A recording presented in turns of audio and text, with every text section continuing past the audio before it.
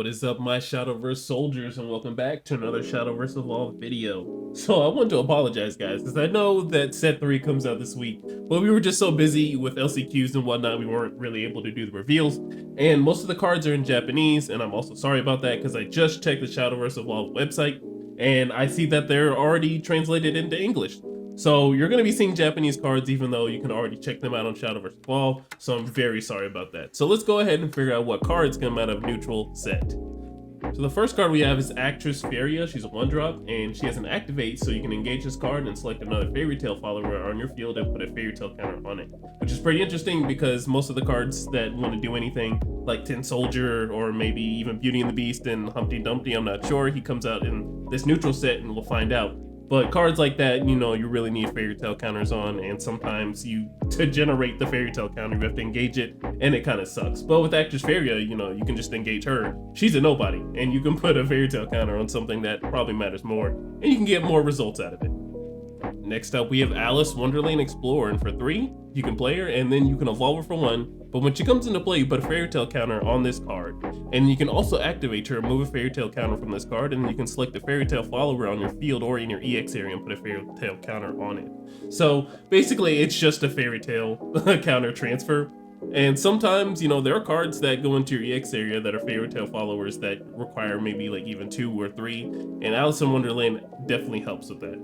Looking at the Alice in Wonderland Evo. So on Evo, you look at the top 4 cards of your deck and you put up to 2 Fairy Tail cards from among them into your EX area. Put the rest on the bottom of your deck in any order, and you can also activate to remove a Fairy Tail counter from this card, and then you can select a Fairy Tail follower on your field or in your EX area and you put a Fairy Tail counter on it. So let's say, for example, we do the Alice in Wonderland Evo. You look at the top 4 cards, I see Beauty and the Beast, and this is just an example of Forestcraft maybe, because that's really what's going to be happening. So you look at the top 4 and you see something like Beauty and the Beast per se, and then you put it into your EX area, and then with Alice's, you know, activate skill to remove the Fairy Tail counter from her and put it on something else, you can put it on Beauty and the Beast, and then, you know, Beauty and the Beast comes out with a Fairy Tail counter already on it from Alice, and then it gains an extra one for being played too. So it'll have 2 counters and it'll be beefed up even more. So that's like pretty good example of what's going on with Alice. Next up, we have Angel of Chaos, and for 7, she has Ward, and you can also activate to banish 3 Fallen Angel cards in your cemetery, and then you select an enemy follower on the field, take control of it, and refresh it. This ability can be activated once per turn, and the follower you took control of cannot attack this turn unless it has Storm or Rush, because it still has Summoning Sickness, and when the follower you took control of leaves the field, return it to your opponents in the proper area. So it seems like if you're running the Fallen Angels, I don't know what exactly Fallen Angels are. I feel like that might be an interesting deck for maybe Havencraft, potentially. But this card has Ward, and then you activate to get rid of those Fallen Angels, and then you take one of their cards, which is without aura, that is, because you still need to select it. So that's pretty interesting. And then when that card leaves, it just goes back to your opponent's field. So you still have to get rid of it in some manner or form. That's what it looks like. Next up, we have Coal Black Disciple, and for 3, you can activate to engage this card, and you put a Fallen Angel follower on your field into your cemetery, and then you select the enemy follower in the field and deal it 4 damage. So I'm assuming that the Fallen Angels are like 1-drop, 2-drops potentially, and then you play him, and then you can engage him to basically Surefire Bullet with the Evo, you know, restriction on it to something. You just straight up deal 4, which is pretty good.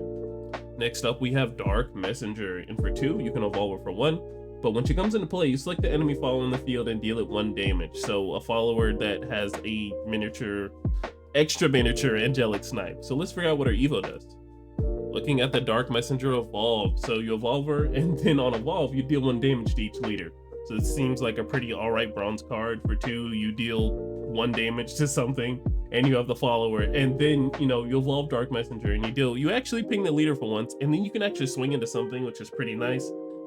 Is this better than most cards? No, but I feel like it's pretty okay if you don't have access to any earlier cards that could do a whole lot better. All right, next up we have Explosion. So this is one of the cards that Havencraft is going to be using in their new range of builds. So for 3, you deal X damage to each enemy leader and each enemy follower on the field. X equals the total number of explosions and Humpty Dumpty in your cemetery plus 1. Do not count this card, because obviously, you know, you're playing 3 and then you're still playing that card out when you're using the spell, so you can't count him. But for however many Humpty Dumptys and explosion cards are in your cemetery. You do that plus 1. So let's say I have 2, and you'll be doing 3 to the board and 3 to the face. That's actually pretty good. I know you're spending 3, but you know, if you keep cycling these cards into your cemetery and you have a whole bunch of them, like with the maximum of like, I think 5, I believe. So you'd be doing 6 to the face and 6 to the board. And then if you're able to recur it in any sort of way and you have all of them into the cemetery, then, you know, you can pop off from there. But this looks like this is the key card that's going to be very strong in the Havencraft build, so definitely watch out for it. Next up, we have Geralt Serphanic Leo. So for 4, you can evolve him for 1 to evolve him. Well, when he comes into play, you may put a neutral follower that costs X or less play points from your hand onto your field.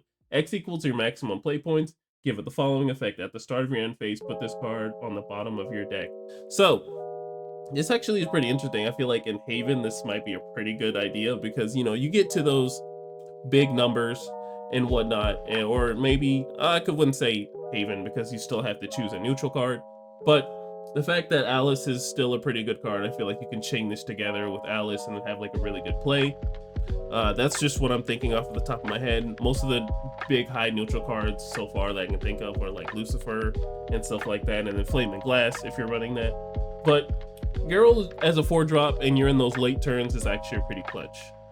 Looking at the Geralt Serphanic Leo Evo. So on evolve, you select another neutral follower in the field and return it to its owner's hand.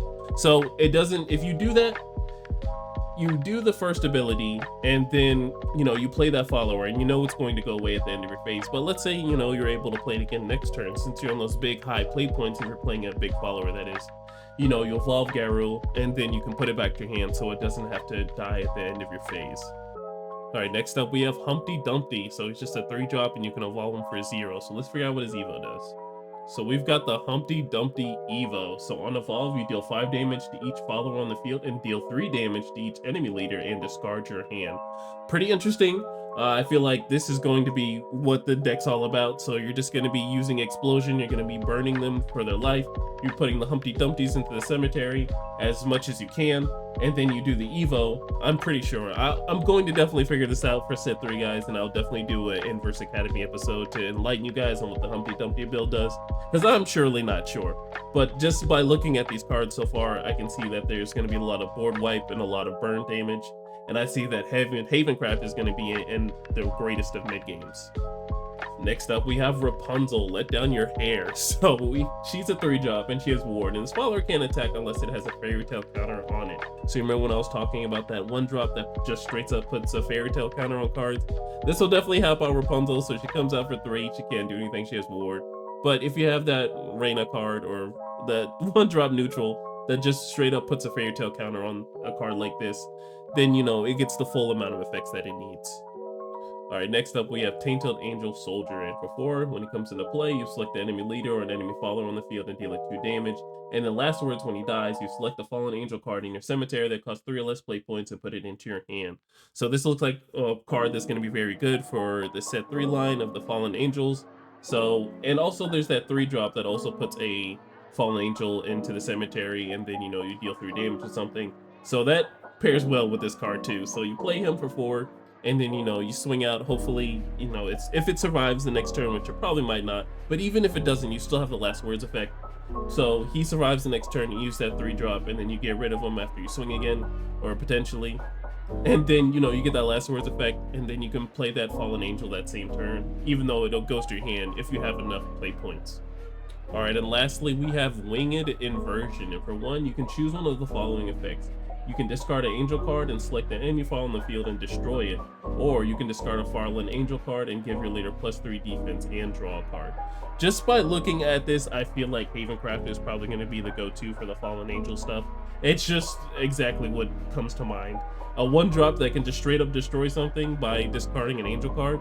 Yeah, it just screams Havencraft, or at least, you know, some form of removal for every deck if you're running some sort of angels. But I feel like Havencraft is definitely going to provide off of this, since they already have that angel card that's a ward. So that's what it's looking like. Alright guys, well that is the end of the video. I just do want to apologize again that I was not able to get the set 3 stuff out on time, and I know, you know, the set drops on Friday and I'm doing this as, you know, the set comes out of the week. But I appreciate you guys watching, and it means so much to me. We only have like a couple, I think 2 more sets or 2 more classes, and then we'll be done. So, you know, good luck to you guys on Friday for your pulls, or if you're already pulling stuff. I know some people had some product early and whatnot, but I'm yapping. I'm sorry, guys. But I want you to know I love you guys so much, and make sure you're safe whatever you do tonight, and safe whatever you do for the rest of the year. I will see you guys in the next one. Bye.